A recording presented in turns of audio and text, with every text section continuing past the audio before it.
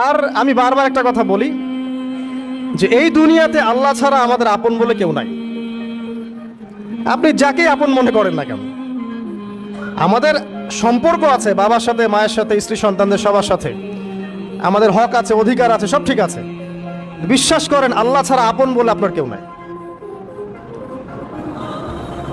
এই যে গার্লফ্রেন্ডকে আপন মনে হয়, এরা আপন না।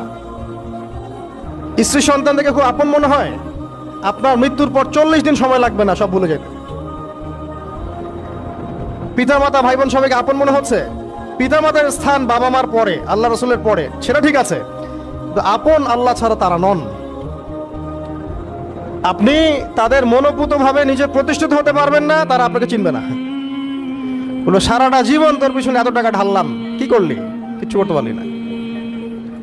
আবার এখন যারা পিতামাতা হয়েছেন, সন্তানদেরকে আপন মনে হচ্ছে, দেখবেন এই সন্তানকে আপনি আপনার মনোপুতভাবে সম্পত্তি দিতে পারবেন না, ভরণ পোষণ দিতে পারবেন না। এই সন্তান বড় হয়ে আপনাকে বৃদ্ধাশ্রমে পাঠাতে পারে, নাউজুবিল্লাহ। অথবা আপনার সাথে এই সন্তানই খারাপ ব্যবহার করবে। আপন মনে হচ্ছে? আল্লাহ ছাড়া কেউ আপন না। আল্লাহ ছাড়া আপন কেউ না। আর আল্লাহ ছাড়া সত্যিকার অর্থে আপনাকে আমাকে ভালো কেউ বাসে না। শুধু আল্লাহ আপনাকে ভালোবাসে। এটা আপনারা হারে হারে উপলব্ধি করবেন যত দিন যাবে ইনশাআল্লাহ। তাই শুধু সেই আল্লাহর জন্যই নিজেকে খালেস করে দেন, আর যার যার হক তাকে তাকে দিয়ে দেন। দুনিয়াতে শান্তিতে থাকার ফিলোসফি বলছি, philosophy of happiness in this হায়াতুদ দুনিয়া, সেটা হচ্ছে যার যার হক তাকে তাকে দিয়ে দেন, নিজের হক আল্লাহর কাছে চেয়ে নেন। আর দুনিয়াকে আপন মনে করবেন না, আল্লাহ ছাড়া কাউকে আপন মনে করবেন না। আপনি সুখে থাকবেন ইনশাআল্লাহ। দুনিয়ার দাসত্ব করবেন, আল্লাহ ছাড়া অন্য মানুষদেরকে আপন মনে করে নেবেন, দেখবেন আপনি পদে পদে কষ্ট পাবেন। কারো কাছে আশা করেন না, কষ্ট পাবেন না। আমি এই প্রসঙ্গে কথাগুলো বললাম যে দুনিয়াকে আপন মনে করতে নাই, আর আল্লাহকে আপন মনে করতে হয়। আল্লাহকে আপন মনে করলে তখন আমার উপর কিছু দায়িত্ব চলে আসে। কি দায়িত্ব? আল্লাহ আমাকে সৃষ্টি করেছেন, রিজিক দিয়েছেন, লালন পালন করছেন, বাঁচিয়ে রেখেছেন, তার হাতে আমার মৃত্যু, তার হাতে সবকিছু। তো এখন আল্লাহ পাকের জন্য নিজের জীবনটাকে খালেস করে নেওয়া, যেভাবে আল্লাহ পাক চলতে বলেছেন সেভাবে চলা, যেগুলোকে আল্লাহ পাক নিষেধ করেছেন বর্জন করা। আর রাসূলুল্লাহ সাল্লাল্লাহু আলাইহি ওয়াসাল্লামের সুন্নাহ আল্লাহ পাক রেখে দিয়েছেন আমাদের সামনে। এই সুন্নাহগুলো যদি আমরা অনুসরণ করতে পারি, ইনশাআল্লাহ এই দুনিয়াতে কিছু পাই বা না পাই, ইনশাআল্লাহ পরকালে আপনি আল্লাহর ক্ষমা পাবেন ইনশাআল্লাহ তাআলা। কোরআনের সূরাগুলার অর্থ সব খুতবায় বলা যায় না, সময় সংকুলন হয় না। এত চমৎকার ওয়াদ-দুহা সূরা আছে না, শপথ দ্বীপ্রহরের, ওয়াল-লাইলি ইযা সাজা, শপথ রাতের যখন সেটা আচ্ছাদিত হয়। মা ওয়াদ্দাআকা রাব্বুকা ওয়া মা ক্বালা, আল্লাহ কত মায়া দিয়ে তার নবীকে বলছেন যে তোমার আল্লাহ তোমাকে ছেড়েও দেন নাই, তোমার আল্লাহ তোমাকে ছেড়ে দেন নাই। ওয়ালা সাউফা ইউতিকা রাব্বুকা ফাতারদা, শীঘ্রই তোমার রব তোমাকে দান করবেন এবং তুমি সন্তুষ্ট হয়ে যাবে। দুনিয়াতে চলতে গেলে দুঃখ কষ্ট হয় না? যারা ঈমান নিয়ে চলে ওদের দুঃখ কষ্ট বেশি হয়। তা আল্লাহ বলছেন টেনশন করো না, কষ্ট পেও না, তোমার রব তোমাকে ছেড়ে দেননি। ওয়ালা সাউফা ইউতিকা রাব্বুকা ফাতারদা, তোমার রব তোমাকে শীঘ্রই দান করবেন আর তুমি সন্তুষ্ট হয়ে যাবে। আলাম ইয়াজিদকা ইয়াতীমান ফাআওয়া, আল্লাহ বলছেন আল্লাহ কি তোমাকে ইয়েতিম রূপে পাননি?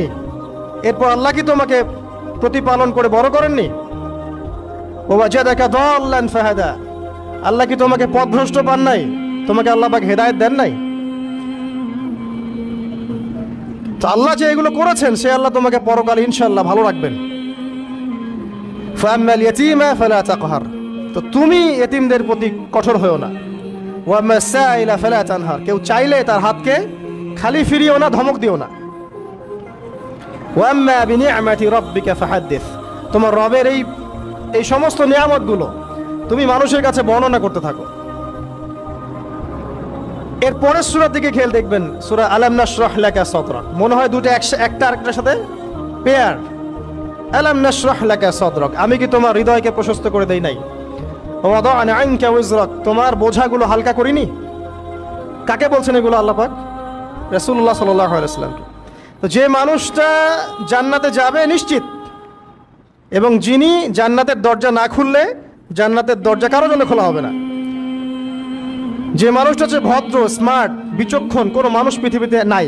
সকল ধর্মের মানুষ মানে এটা। কিছু আছে শয়তান, মানুষ টুবি শয়তান, এরা মানে না, বাট দেখবেন ম্যাক্সিমাম মানুষই মানে, হোক সে ইহুদি বা খ্রিস্টান বা হিন্দুইজম বা মুসলিমরা তো মানেই, সবাই মানে। এই মুহাম্মদ সাল্লাল্লাহু আলাইহি ওয়াসাল্লামের মতো স্মার্ট, বিচক্ষণ, ভদ্র, সুচরিত্রের মানুষ পৃথিবীতে কোনোদিন আসেও নি, আসবেও না।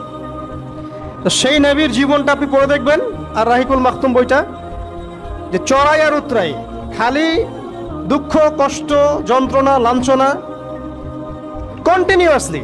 আমাদের নবী সাল্লাল্লাহু আলাইহি ওয়াসাল্লাম তো 1 মাস শান্তিতে ঘুমানো নাই নবী হওয়ার পরে। যখন তিনি মারা যান, ফাতিমা রাদিয়াল্লাহু আনহার কথা মনে আছে না? কানে কানে কি জানি বললেন। তখন আমাদের নবী একটা কথা বলেছিলেন, আমি এই বয়সে সে কথাটা বুঝি, মাদ্রাসা লাইফে, ইউনিভার্সিটি লাইফে বুঝিনি। নবীজি বলেছিলেন তার মেয়েকে, ফাতিমা রাদিয়াল্লাহু আনহা তার কষ্ট দেখে কান্নাকাটি শুরু করলেন। আমাদের নবীজি তাকে কাছে ডেকে বললেন কানে কানে যে কি জানি একটা বললেন। তারপর ফাতিমা রাদিয়াল্লাহু আনহা চুপ করে গেলেন। তো পরে জিজ্ঞাসা করা হলো কি বলেছিলেন, তিনি বললেন আল আব্বাজান বলেছেন আজকের পর তোমার আব্বার কোনো কষ্ট থাকবে না, আর তুমি আমার পরিবারের মধ্যে সবার আগে আমার সাথে সাক্ষাৎ করবে।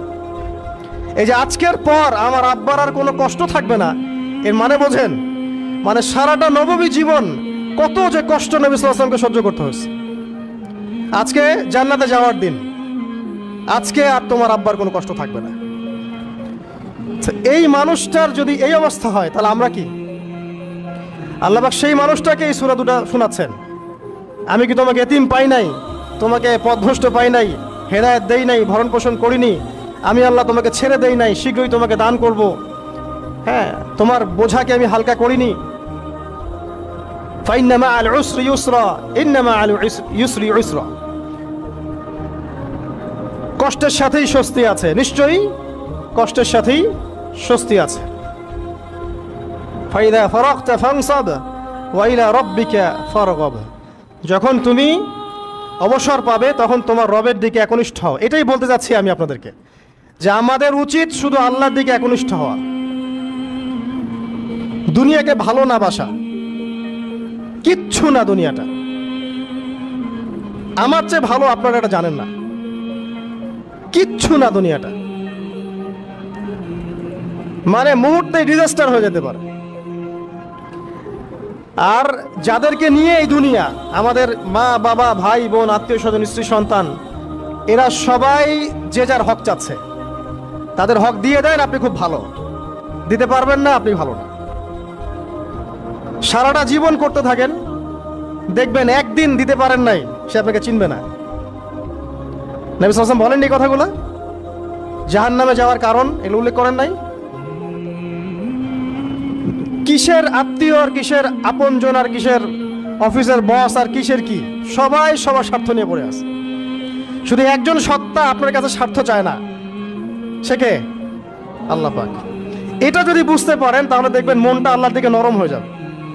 আর মুসলিমদের এখন এই মানসিক আত্মশুদ্ধিটা বেশি দরকার। আমরা কেন যেন অস্থির জাতি হয়ে গেছি এখন, মানসিকভাবে শান্তি নেই আমাদের মধ্যে। খেয়াল করে দেখবেন সারা দিন দুশ্চিন্তা, দুর্ভাবনা, পেরেশানি। নামাজে আসি তাও মনে হয় যত তাড়াতাড়ি নামাজ শেষ করতে পারলে বাঁচে। 5 মিনিট 4 রাকাত নামাজ, আর ইমাম যদি ভুলে 10 মিনিট পড়ায় তো চাকরি নট। খতিব খুতবা দিবে 30 মিনিট ঘড়ি ধরে বলে দিবে, ভুলে যদি 10 মিনিট বেশি দিয়ে ফেলছে, আজকে আসছেন ভালো কথা, হাদিয়া নিয়ে যান, পরের দিন আর আসেন না। অস্থির। অস্থিরতার কারণ দুনিয়ামুখিতা, আল্লাহ থেকে দূরে থাকা। অস্থিরতার কারণ কোরআন থেকে দূরে থাকা।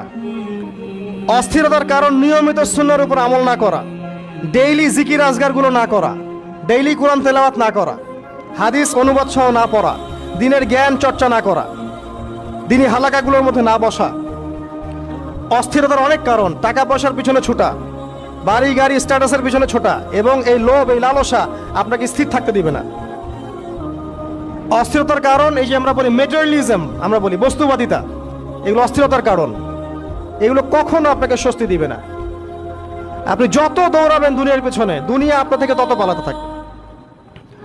আর আল্লাহ পাক বলেছেন, হে আদম সন্তান, আমার ইবাদতের জন্য সময় বের করো, আমি তোমাকে দুইটা জিনিস দিব। এক নাম্বার, তোমার হাতকে আমি সচ্ছলতা দিয়ে ভরে দিব, আর দুই নাম্বার, তোমার সমস্ত অভাব আমি দূর করে দিব।